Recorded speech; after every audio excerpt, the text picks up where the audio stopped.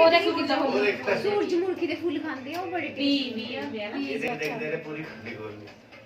ਹਾਏ ਉਹਨੇ ਰੋਮੀ ਨੇ ਦੁਆਰਾ ਲਾਈ ਦੁਆਰਾ ਖੋਲਦੀ ਉਹਨੇ ਆਜਾ ਬਾਹਰ ਆਏ ਜਲਦੀ ਕੁੰਡੀ ਲਾ ਦੇਣੀ ਉਹਨੇ ਆਣਾ ਉਹਦੇ ਮਰਜ਼ੀ ਨਾਲ ਦੇਖ ਦੇਖ ਨੇ ਹੁਣ ਬਾਹਰ ਆਣਾ ਆਜਾ ਬਾਹਰ ਆਜਾ ਦੇਖਦਾ ਉੱਪਰ ਹੀ ਬੰਦੇ ਆ आजा पुत्र आजा ਆਜਾ ਮਿੱਠੂ ਬਾਹਰ ਆ ਚੱਲ ਆਜਾ ਜੇ ਬਾਹਰ ਹੋਏਗਾ ਨਾ ਇਹ ਚੱਲ ਜਾਣਾ ਖੇਡਦੇ ਖੇਡਦੇ ਤੇ ਮੈਂ ਧੱਕਾ ਮਾਰਨਾ ਨੇ ਅੰਦਰ ਚੱਲ ਜਾਣਾ शाबाश